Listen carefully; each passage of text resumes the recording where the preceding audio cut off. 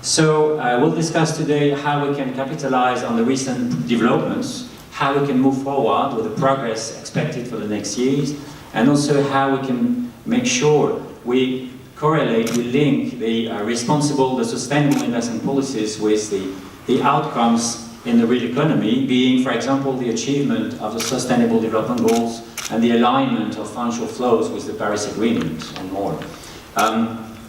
So this said, I will immediately give the floor to the speakers. Presenting you quickly, Bethan Livesey, you Head of Policy and Research of ShareAction, so leading the engagement with policymakers and the policy research program. Jean Boissinot, you are Director of Financial Stability at the General Directorate of the Treasury within the Ministry of Finance. In France, everybody, and globally now, everybody heard about the famous Article 173, but there may be more about French policy. And Esko, you are Deputy Managing Director of the Finnish Financial Services, and of course member of the high-level expert group on sustainable finance at European level. So I will give you 3-5 minutes of opening remarks, then we'll raise a few questions, and we'll move to the questions from the audience. Anybody who wants to speak first? Maybe Jean, for example? Someone has to, so...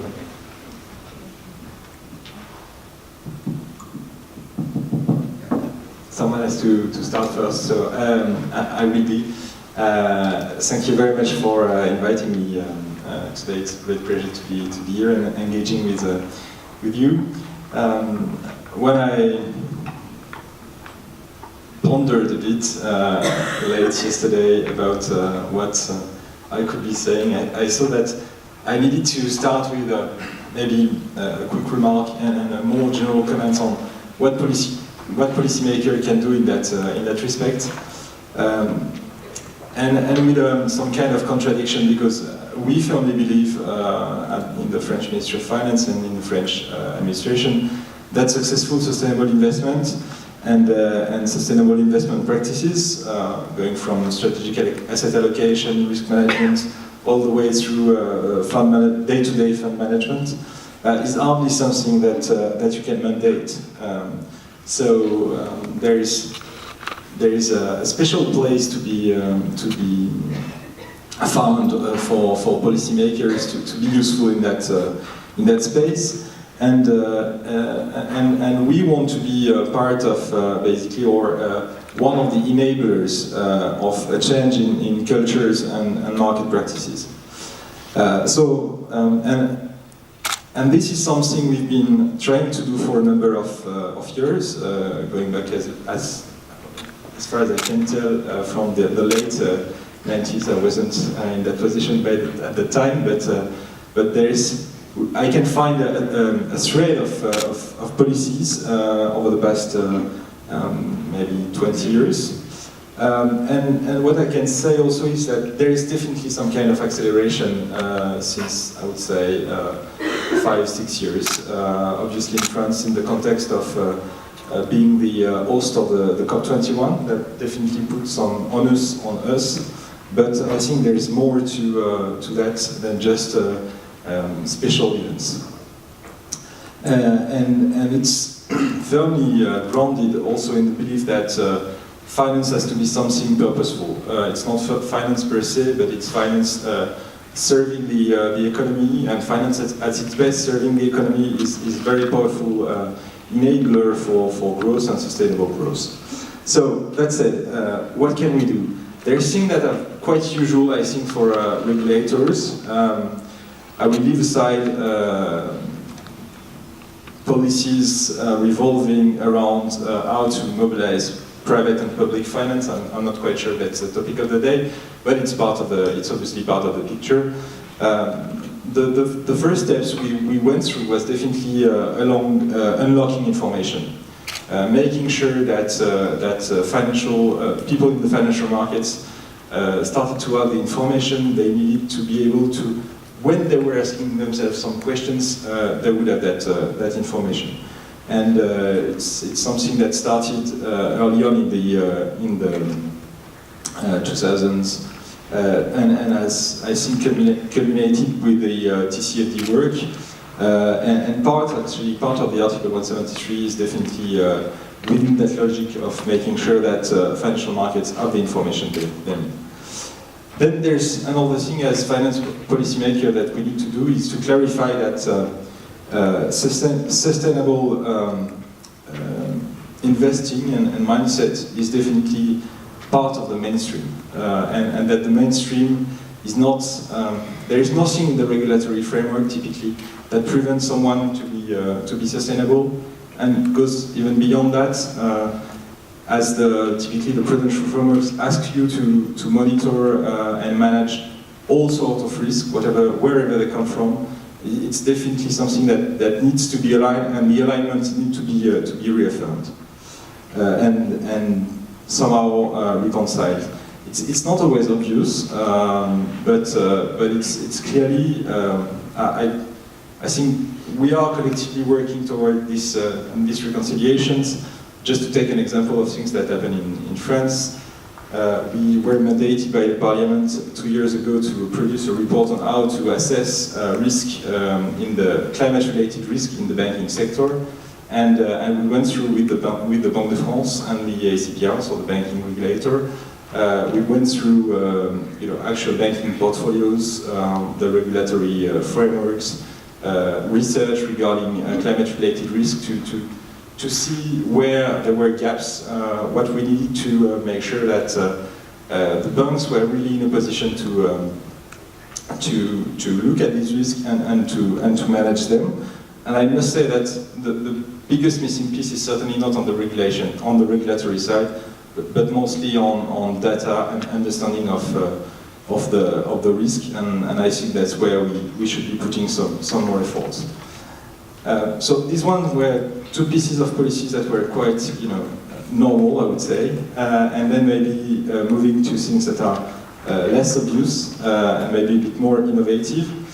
We think we can play a role in contributing to catalyzing the will that is, in the sector, but may need some forces to meet and to be more powerful together. That's something we've been doing, especially in the context of the COP21, accompanying leaders and helping coalitions to form, and I think it's a very, very powerful driver for change, because we are not changing in the sector. The sector is not able to change, everyone on his side and alone, and it goes all the way through from investment practices to research. In terms of catalyzing action and change, I will mention the Article 173, which was also a way to nudge people to change their practices by asking themselves what they were doing. It was definitely a way for us to force to accelerate the best practices. And then maybe one last bit is supporting the development of new markets, especially when regulation may be too early because the markets are not mature enough. And here, for example, I think of the green bond market. We've been pondering for quite some time what to do with the green bond market within the French Ministry of Finance. And then we decided that issuing a green sovereign bond was a way, basically, to bring to the market some liquidity, a new risk profile in the market. Also to innovate in terms of the scope and the kind of assets that were present in the market, and then also to contribute to standard setting, not by regulation, but by imposing on ourselves what we felt the ambition should be. So, I mean, we can be, I would say, also rather innovative in the way we are approaching policy making, and definitely what we've been doing, for example, with the green bond was something that we took some time to ponder, but still was, I think, quite meaningful. Thank you. So after the view from the policymaker, let's hear the view from the financial market player. Esko, the floor is yours. Okay, thank you. I'm sorry. So I am happily a member of this high-level expert group. I'm coming from an organization called Finance Finland, which is the industry association of insurers, banks, mutual funds and so on. My background is the education. I'm coming from insurance. My background is that I'm an actuary, which is insurance math, and I look at things from that perspective. Being a market player or representing the market players, I must say that I very much believe in the market mechanism in allocating capital to the best needs, meaning that the market should reward good risk-taking and penalize bad risk-taking. I'm, in my thinking, I would not like to kill the market mechanism. I would like to make it work better and give better results. One of the tenets of earlier finance, I think, has been that financial institutions are just intermediaries, that they collect the money from those who save, who have a surplus, and they aggregate this money, and then they transmit the money to those who need financing, to those sectors of the society who need money for their investments or other uses. And in that sense, the traditional view has been that this mechanism is fairly neutral. We can, however, say that there has been criticism already before, but especially during and after mechanism and the financial intermediaries, not neutral, but really supporting the transition to the at most 2 degrees economy. One of the problems, or one of the central problems of market mechanism is how it rewards the players, and in that sense the big problem are the so-called free externalities, meaning that even if we talk of efficient markets, it's clear that not everything, not all risks are included in how the market values investments, in how it rewards certain investments. An easy example of this has all the time been environment, that has been treated as an externality or a free externality, and polluting, destroying environment has been not included in the market mechanism. My basic thinking would be that if we could get rid of these free externalities, we would have a better market. But I need to say also that it will not be possible. There will always be inefficiencies how the market operates. There will always be problems in the sense that not everything is included in the prices, and therefore we need quite a lot regulation to guide the market and to make it work better. One of the consequences of changes in regulation after the financial crisis has been that quite a few institutions like banks and also insurers have been driven out from long-term finance, because the understanding during the financial crisis was that maturity transformation has exceeded its limits, has taken too many risks, or made taking too many long-term risks possible. So what we are seeing now is that there is lack of long-term investment, there is lack of money to go to infrastructure, to go to longer-term and green projects. And one reason for that have been the changes driving institutional investors out of long-term investing. I would also, in that sense, expect that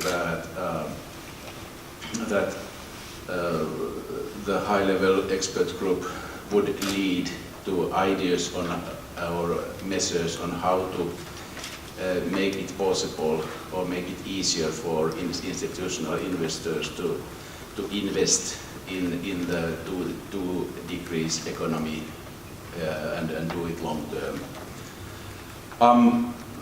Generally, looking at my own industry, own members, I have been very happy recently that when there was this study of European institutional investors, our Finnish pension funds, pension insurance companies fared really well in the comparisons of the measures they take for sustainability. And therefore I think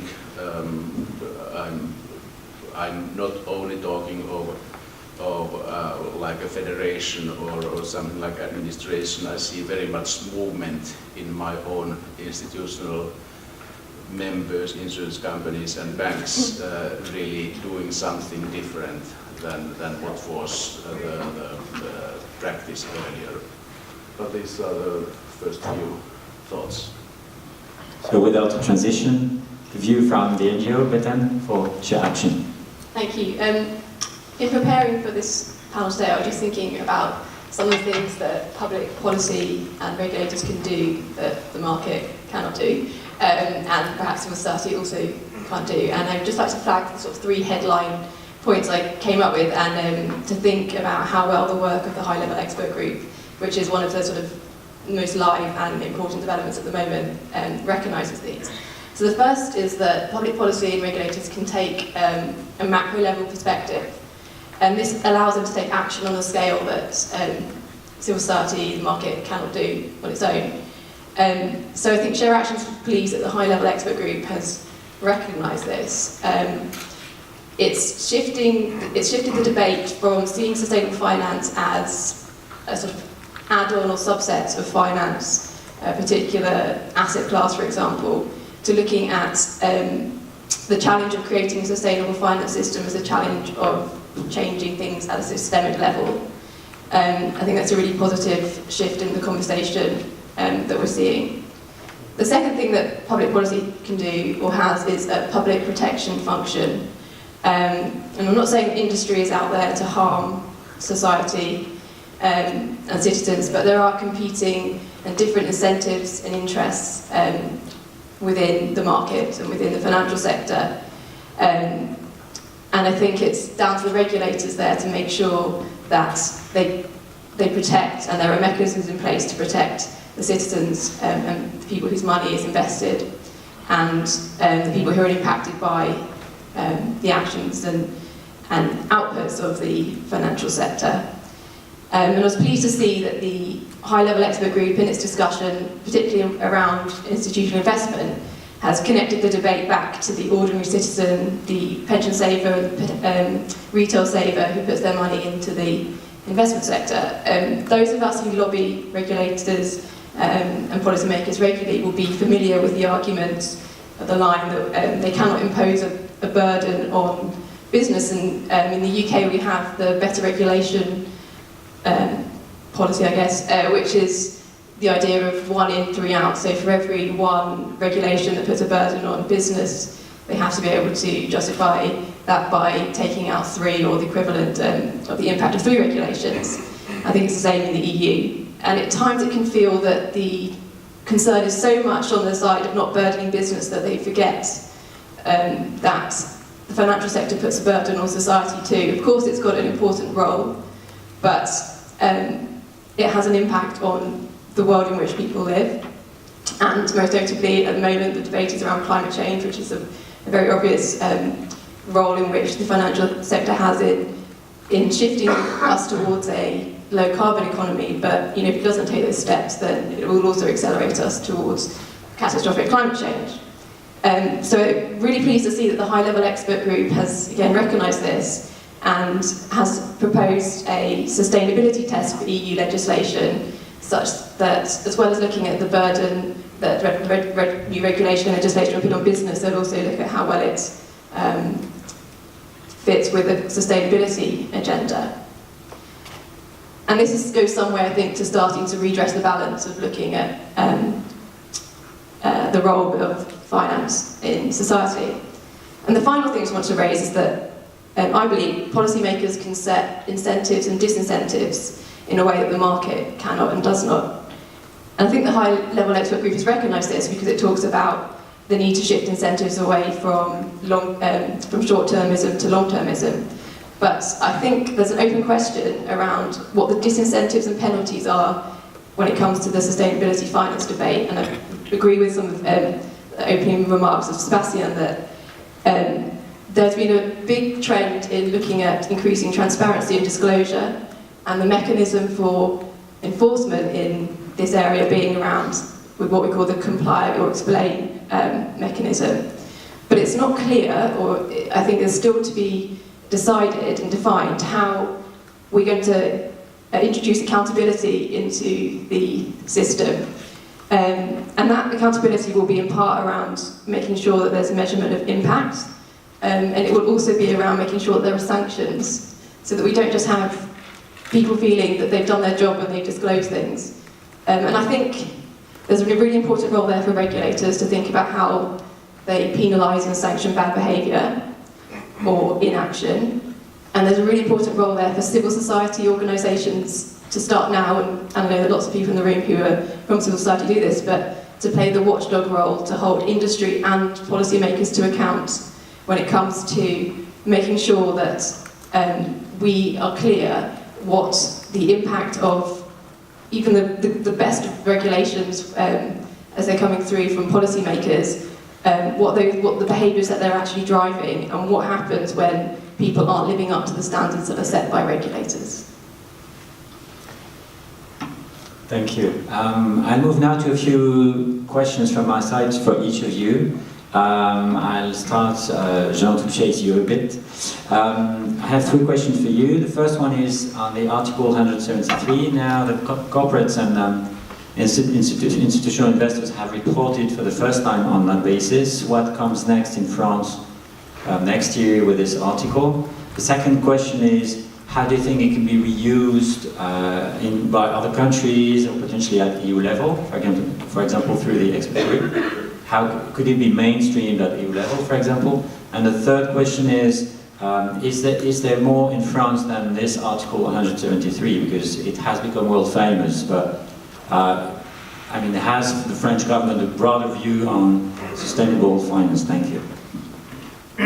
I'll start with your last question. I was trying to convey in my way too long opening remarks that indeed, to us, Article 173 is just one piece of the wider policy development, but definitely we need to use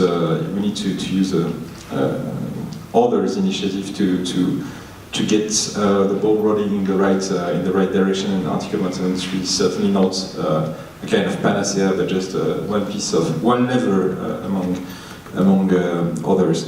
So what comes next? Institutional investors and asset managers were supposed to report by the end of June this year. So we've been going through a few reports for the past 2 months. Although I must say, policymakers, the fact that there is a debate on this reporting.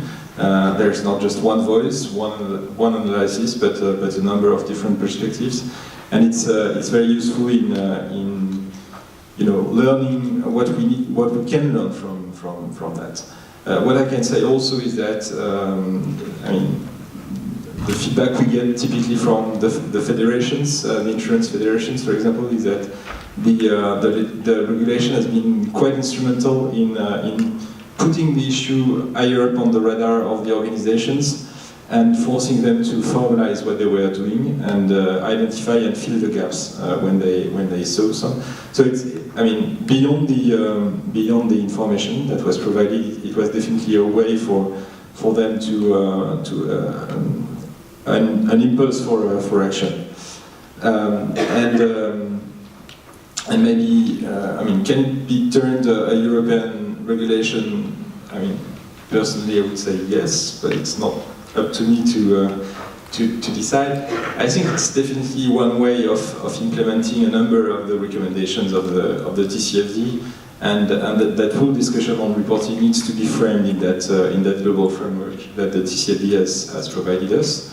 And I would be pleased that the Article 173 is maybe taken one step further in that context by the European Union, and we'll be happy in France to revise the regulation based on anything that the EU will be doing, because we think that, I mean, to be honest, we were a bit uneasy. We decided to go on, but we were a bit uneasy to be alone doing that, and we are pleased that the current policy discussion is getting in the right direction.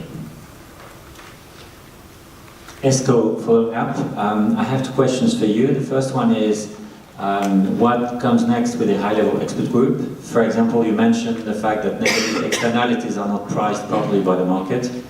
How can the expert group recommendations, public policy recommendations, help to improve that and fix the problem? And the second question is, how do you think financial institutions, national policymakers, and broader civil society organizations can best support the high-level expert group recommendations in the future?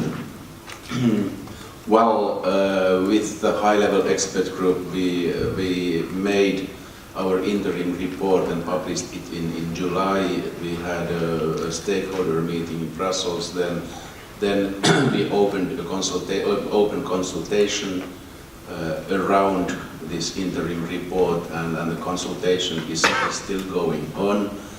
It ends 20 years quite soon, but it's still going on. We expect to have lots of responses from very different stakeholders, from NGOs, from the industry, from others. And we had our first meeting after the summer break just this Monday and Tuesday. And what we are doing now is developing the themes more or less presented already in the interim report.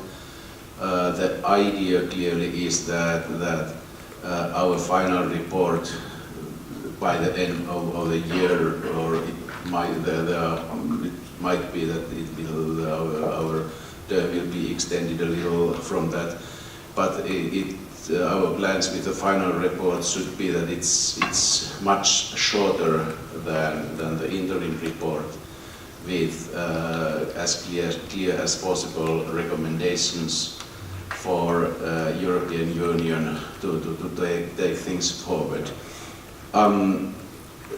There is quite a lot of debate on what to do. One of the big debates is around the fiduciary duty, what to do with the role of asset managers in different forms or institutions. And when I say debate, I think everybody in the group agrees that ESG factors should be included in fiduciary duty. It's not a question of that, but then how to do that in the best way, that's a problem. We are developing taxonomy or classification for sustainable assets. Again, a very, very interesting topic, especially if you look at the longer duration of many of sustainable investments. And what I mean with this is that 10 years ago you might have thought that diesel cars are good, and you would have invested in them, and probably they would have been classified as green investments.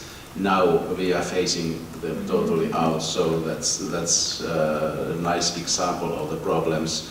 We are talking of evolving or developing science in how to answer to the problems posed by our climatic and other sustainability problems, and in that sense, it's again a difficult question.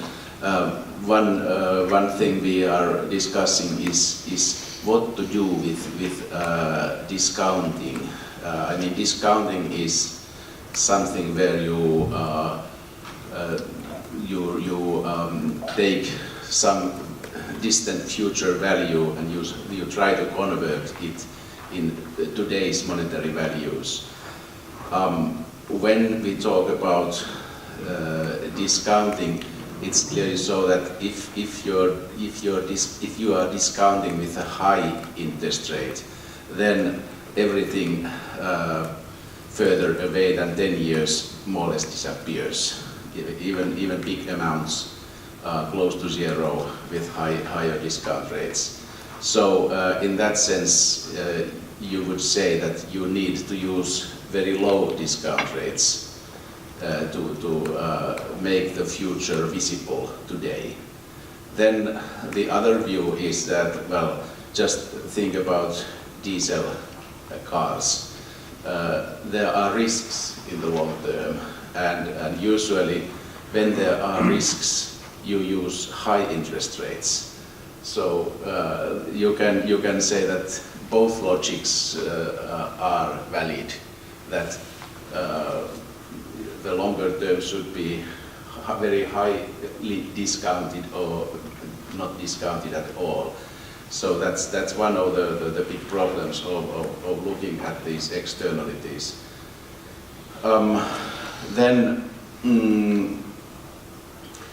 Yes, we will look at reporting requirements.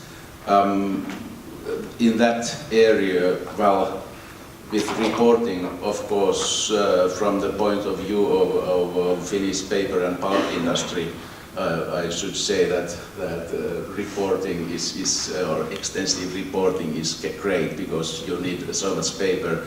I think the challenge in reporting and in transparency is that it is not just about the amount, it's the quality.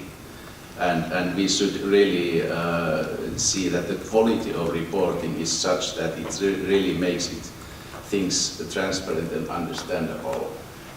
If we just add more and more pages to reporting, then probably nobody will think of that. Now you had another question also. What was the second one? Yes, how do you think the financial institutions, the national policy makers, broader CSOs can help to integrate, to implement the high-level expert group recommendations? Well, firstly, of course, the recommendations will go to EU Commission, who are planning to create an action plan next year based on what we recommend. And of course, the discussion starts from there. The first level, of course, in this cooperation is answering the consultation that's open now, but then the second level will be next year when the real discussions start. At this stage, I think that having conferences like this support the idea and bring the importance of sustainability into the minds of policymakers and also into the minds of financial institutions to really concentrate on doing and changing things. I have a few questions for you, Bethan. Jean, you had a point first on reporting. Is it a quick point or? It's a very short one, but just to clarify it, I think when it comes to reporting, there is I think 3 rules that are very important. The first one is that the information that we ask people to disclose needs to be decision-oriented quality information. It has to be something that is useful for the public out there. Maybe the second rule, or it's even the first one, is that the information that we are asking should be a meaningful information for the reporting entity. When we ask people to disclose information, we need to be asking ourselves, is it something that is helping the organization that is reporting to be better at what they are doing? And maybe a last one, it's also important that this information is useful for the wider engagement then later on in between the civil society, financial analysts, companies, and so on. So we need to. I mean, to me, we were speaking of a business red taping test and a sustainability test. I think there's some test any regulation on reporting should pass. And I was not suggesting when I spoke about Article 173 that this wasn't a very important bar to pass. Thank you. Bethan, I have 3 questions for you. How do you plan to use the high-level expert group as an opportunity for greater civil society involvement in financial policy? The second one is more specific. Esko mentioned fiduciary duties, and you have experience in this in the UK, where this is an extremely important concept, probably more than in other geographies like France, for example. So how do you think this should evolve? And the third one is on impact that you mentioned. How do you make sure, how is it possible to make sure that sustainable investment policy or sustainable finance policy will better achieve and measure impact to reach, to really change the real economy? For example, in the UK, we often have, in these processes, we have the regulators or the policy makers reaching out to different groups, and civil society is always invited to a round table full of civil society people. And then I get the sense that the civil society voice is summed up as one united voice, and I think it's really important in this process that the civil society voice is there at every stage of as the high-level expert group progresses, and it isn't sidelined or put in a box as something separate to the voice of the citizens and wider society. And also a lot of civil society groups have a lot of expertise from working as observers and as watchdogs of industry too. And I think there is one, just in terms of quite a practical opportunity now, in the European space, we have what's called the IOPS 2 directive, which is probably, sounds kind of just something for pension geeks, but it's about the occupational pensions providers across the member states, and the high-level expert group talks a lot and mentions a lot this directive as something which is evidence of the EU's commitment to ESG and sustainable finance, because the directive mentions ESG, but it's very far from clear how ESG is going to be included in the transposition of this important directive as it goes into member states. And I think the first test for the Commission, for the high-level expert group and for civil society is to work with member state regulators, member state policymakers to really push for, this is the first test of the commitment to sustainable finance in the investment sector. How are regulators going to ensure that these important pension funds, these big asset owners, are taking account of environmental, social and governance factors? And at ShareAction we say that we think this is a really big opportunity for guidance to come from regulators or to asset owners, to pension funds, on how this relates to their wider fiduciary duties. And I completely agree with Esko about fiduciary duty being a really key factor that the high-level expert group has identified. Working with ERIN, we would love for ERIN members and other civil society organisations to see this, what seems quite a niche area of pensions law, as something which we can start as a first test of how committed the Commission will be to a real sort of systemic change to create sustainable finance. On the second point, just touching it briefly, but fiduciary duty is a really important issue because it's an area, as you say, that has been already quite well developed in terms of thinking, and the arguments have been made for why it's important, and the High Leg has recognised that. It's also an area which will underpin other developments that the high-level expert group has identified as needed. So if you can unlock the issues around what players in the investment market see as their duties to take into account when they're managing other people's money, then you can start to hopefully build demand for sustainable products, for sustainable investment, and you can unlock some of the other barriers. So it's about, we've seen fiduciary duty as a real block in the system, and if it can be finally laid to rest and finally clarified that it's not actually the case that it prevents people from taking account of long-term factors, then that would be fantastic. And in the UK, we've been having this debate for a long time, but I think we have seen a shift now, and there is appetite to start to make changes, and those changes will, I think, have to be legislative. I don't think that the message just being sent out to the market is enough. So we've had guidance in the UK from pensions regulators about, that this isn't a barrier, but we only see the leaders in the pension sector feeling confident that they can take account of wider factors like climate change. There will always be laggards, and what we need now is that regulatory nudge or threat to ensure that those laggards are also taking account of factors like climate change and not able to use fiduciary duty as an excuse not to. And at the EU level, I think that obviously member states have different types of law, different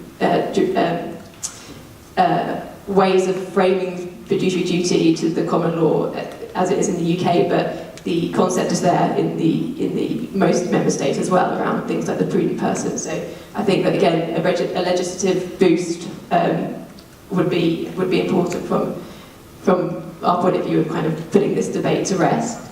And the final point about impact and measuring impact. I mean, I'm hoping that part of the discussions that we have over the next 2 days at ERIN will be a way of talking about what we think the kind of accountability and the measurability measure of the output of the financial system can be. I think there is an open question, because I think a lot of work has been done around how to measure things, how to provide information, how to disclose, and I completely share Sean's point of view about in making sure that the disclosure is kind of smart disclosure.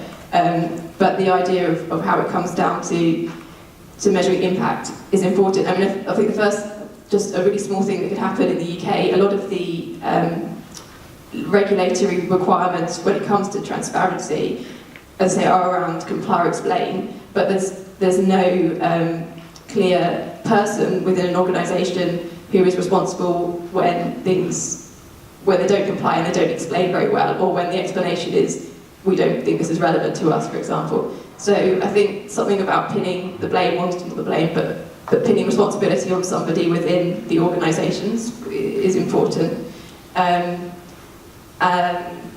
And then just as a sense that we have a lot of requirements in the UK where people just have to state their policies on things, but they very rarely have an annual requirement to set out how those have been implemented. And it sounds like Article 173 actually does this better than we do in the UK, but just that simple mechanism of making people report and think back and explain how they've actually implemented their policies would stop these policies just being something which is a tick box which is put on a website and then never looked at again. Esko, you wanted to react on this? I agree with Bethan that the IORP directive is important in taking things forward, but then we also have this non-financial disclosure directive, which I see also very important, and especially among my members there has been quite a lot of activity in that area, and we have a working group of Finnish financial institutions on thinking of the issue. Firstly, the name non-financial disclosure, it's a bad name for this, because it sounds that it's irrelevant disclosure. The term non-financial only refers to the fact that we have so-called international financial reporting standards which lead to the official accounts, and non-financial here means that it's not part of this international standard. But anyway, I think a very good and innovative thing with this non-financial disclosure directive is that it doesn't specify exactly what to do. It only says you have to do this, but please invent yourself how to do it. And it's to my mind, it has started a process where financial institutions compete with each other, trying to create better ways of disclosing your sustainability issues, and it might lead to convergence in the future, and it might lead to good ways of disclosing. But at this stage, when it is good to create this process instead of saying that this is exactly how you must do it.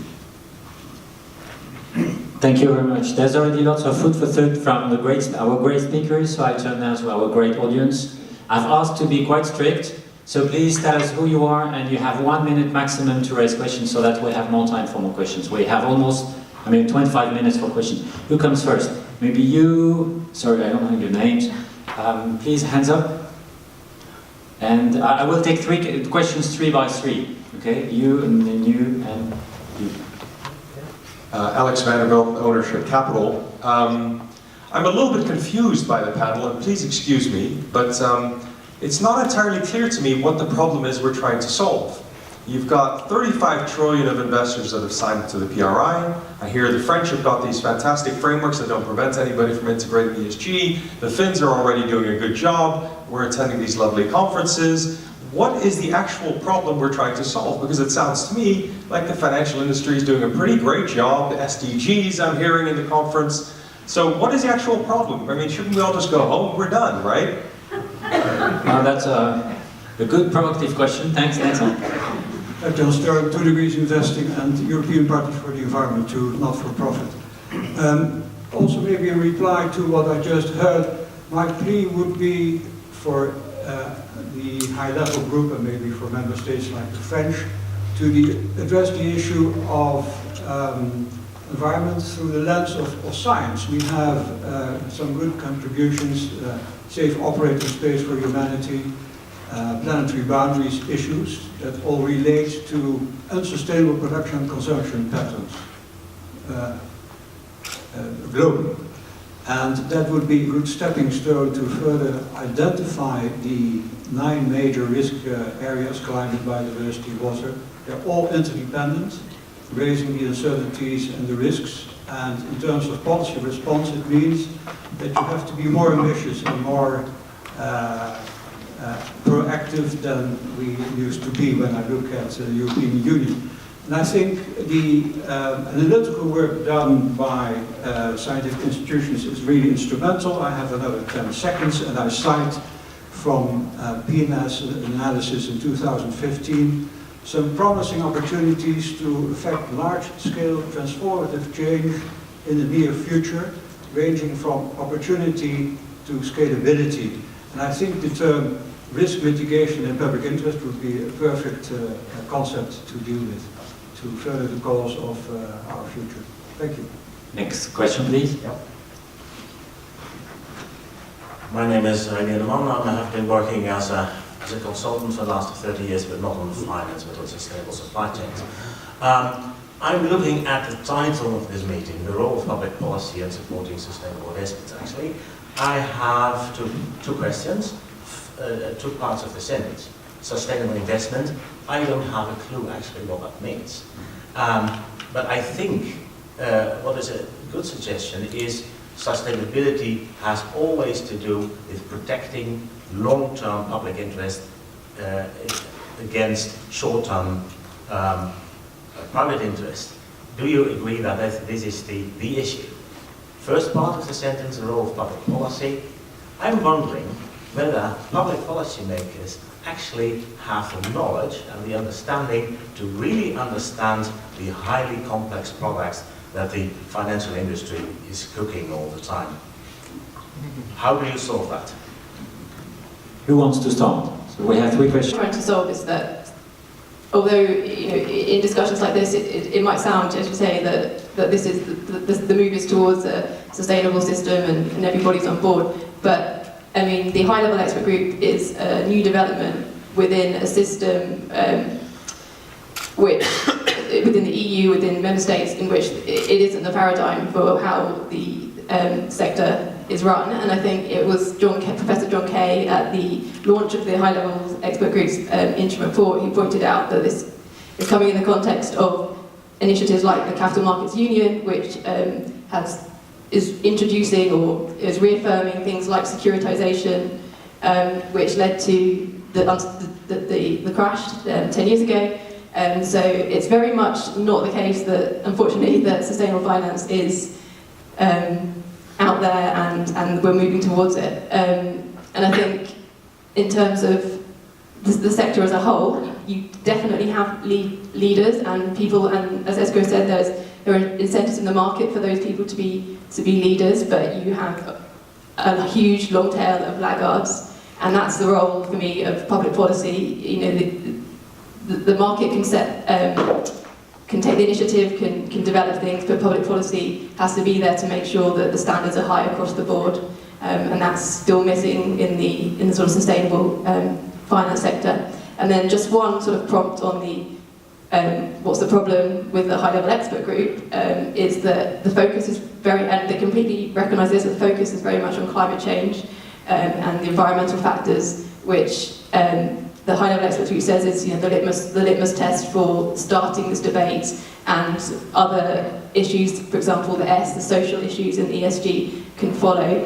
But the idea of the sustainable finance as something which includes social and human rights issues is very much not developed. And so, I mean, just using the word sustainable finance, I suspect most people think of that as an environmental sort of role and approach to finance, but a truly sustainable financial system would be one which supports society in the wider sense and respects things like human rights too, and that's still not part of the everyday debate, so that's another problem that's still there and needs to be solved.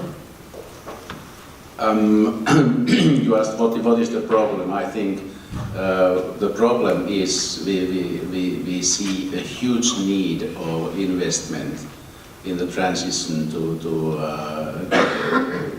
2-degree economy. And even though we might have the goodwill in different areas, in financial services, in politics, in NGOs, etc., that we have the goodwill to make things change. The ship is huge, and to change its course, it takes action. It needs action. So I don't think the problem is disagreement. I think the problem is that to really achieve a sustainable future, it needs good science, it needs huge changes in the investment market.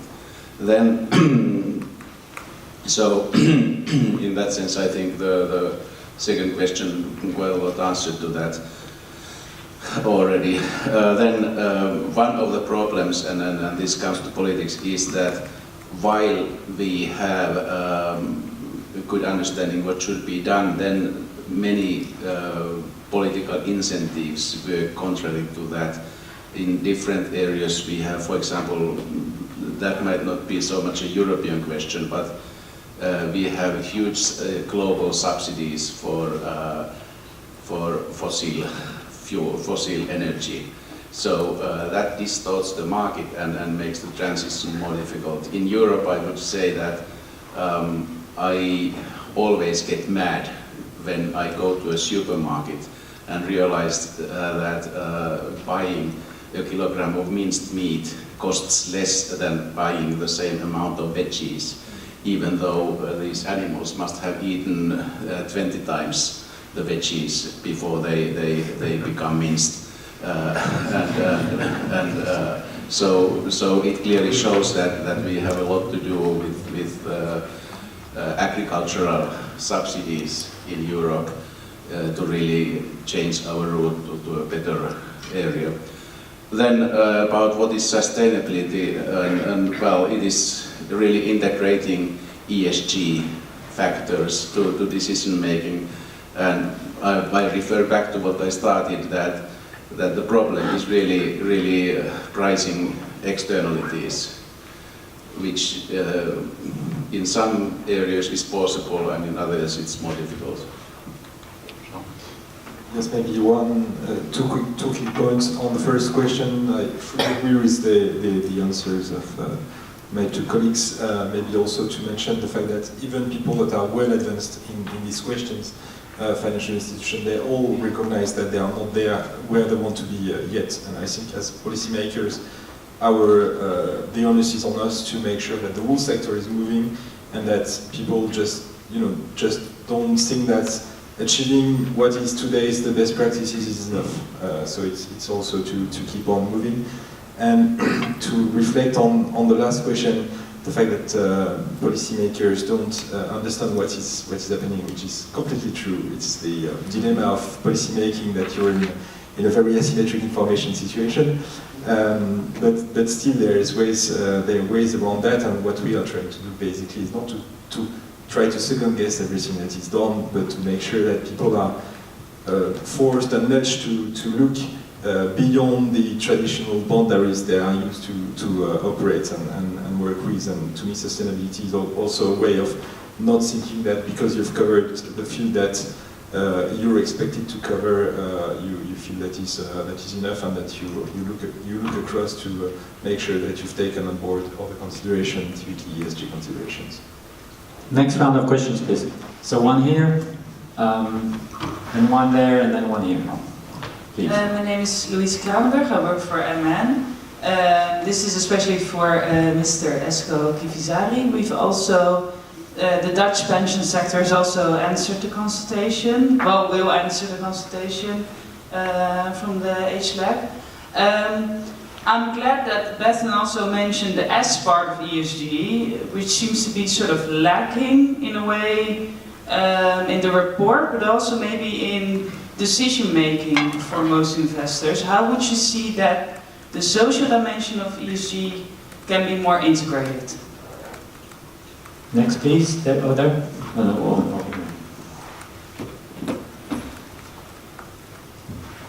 My name is Robert Klein from Fair Impact and Econ Research. I have a question on green bonds, Jean. Does the French government encourage all companies to issue green bonds? So, for example, also the polluting industries. Last question there.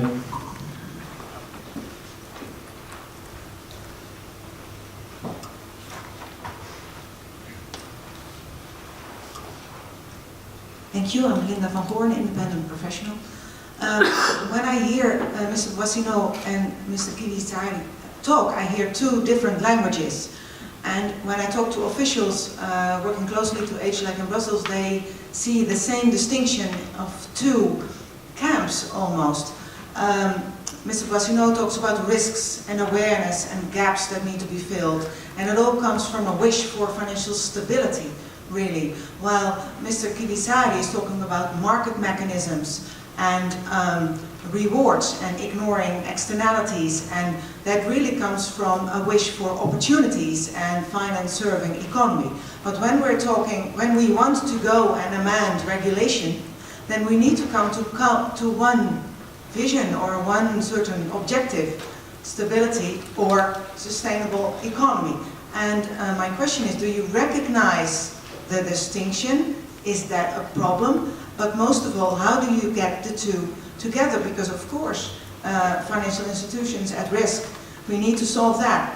But, well, personally, I'm much more in favor of seeing all the opportunities that are there of a sustainable economy, and getting rewards and incentives in a way that's stimulated.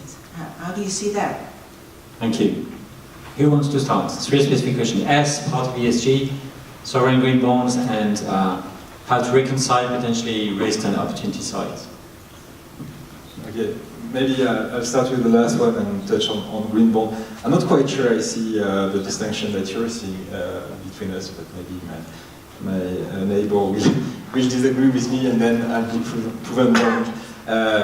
I very much agree with the fact, typically, that has been mentioned a number of times, that there are market mechanisms at play, and there is a question of what appears in prices and what doesn't appear in prices, and how to grasp opportunities. So I'm having a regulator art. I'm director for financial stability, so I'm obviously biased towards something. It's obvious, but I think more fundamentally the point is that you don't need regulation for people to grasp opportunities, but you may need regulation for people to make sure that they are properly managing risks. So I won't be surprised to see more regulation on the risk side than on the opportunity side.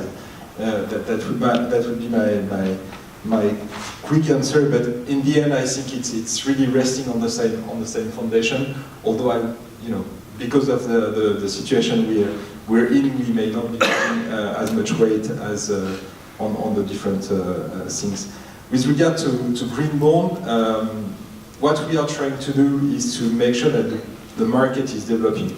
That doesn't mean bringing everybody in the market, obviously, and so to maybe define a bit more the market developing part of this objective is to make sure that we think that the green bond market is a great place in the fixed income market to develop engagement, something that was limited to equity, to the equity market up to this point. So the green bond is some kind of device, at least in the Western world, is some kind of device to make sure that companies issuing bonds explain their strategy, what they do with the funds, and what are their investment plans on one side, and then investors to be asking questions on the other. So I'm not quite sure. I can foresee in that situations polluting company issuing green bonds, but the main test would be, what's the discussion in the market, and will there be some investor to agree to buy these bonds? I mean, their being part of the green bond market, I think, would be the kind of end game of the discussion rather than the beginning of it. But I certainly don't rule out that happen. We want also a lot of companies to happen, and maybe the green bond market can be a place where companies can basically commit to their transition plans, and in that sense it has a useful role to play. Yes, thank you, and it's nice to see such an active audience here. I think next time Sebastien needs to say that those who don't have questions, please raise them. But in any case, starting from green bonds, I think the issue there is that there is today there is more supply than demand. More demand than supply. I mean, green bonds are really interesting investments for many institutional investors. So in that area, certainly, if there is better definition what is a green bond or better taxonomy, it would certainly help and increase the supply of green bonds. The S question, sustainability, has E for environment, S for societal, and G for governance. Well, certainly environment is in a way the easiest part, because in that area we know what to do, what should be done for the future quite clearly. S is more difficult. Firstly, it's been not so developed, and secondly, it depends from the country much more than in an environment. It's the same issue more or less everywhere. For example, in some reporting for social responsibility, at least used to be the question for companies that do they arrange daycare for their employees' children. And well, from Finnish point of view, none of our companies would say yes to that, and they would lose their points, because we have public daycare that functions very well. So there is no need for such a thing. That's just one example of why the S part can be very different from country to country, and I think it will be more difficult to develop a very harmonized European way of taking that into account. On the other hand, I think when I go back to what I said of this non-financial reporting, I think it's a work in progress, and I expect that there will be developments in that area and ways of integrating that better. I also didn't realize we had a fight. From the point of view of market players, financial markets, we are always selling a promise that is realized in the future. The client pays the money today, but only knows in the future whether we can keep our promise. Like in insurance, you sell an insurance policy and the client has to believe that if his house burns, then he will get the compensation. In that sense, because it's always a question of a promise that is realized in the future, financial markets really need good regulation, good supervision to make certain that these promises are kept. So in that, and on the other hand, if there are bad players in the markets, then clients think that all the players are bad. So the well-functioning financial market needs good supervision, good regulation. Otherwise it cannot function, and otherwise clients would not trust the players at all. Thank you. I just wanted to sort of clarify why I raised the S point, because I think I understand Esko's point about it not being as well developed as an area, but I think we have to set the bar quite high when we're looking at the impact on society, and it goes to the wider idea of a globally interconnected economy and the impact that the financial system puts on people's the wider society in terms of things like human rights in supply chains, tax avoidance, especially where this is used in developing countries, labour rights, and looking at now at the impact that has on the world into which people's money is invested. So that's how I think we would see the S part of ESG defined, and that's why fiduciary duty is a really key issue in there. Thank you. John, that's for you again. Thank you.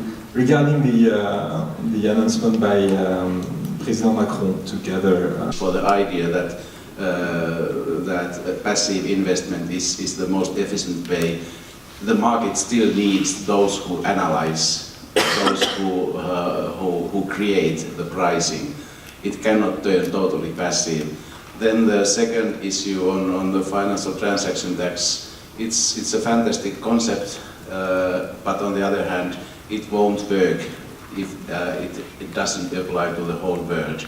So just European financial transaction tax would be a disaster, to quote Mr. Trump. I'm not sure it's the best conclusion I was hoping, but I suggest we follow up in the next sessions. Thank you very much.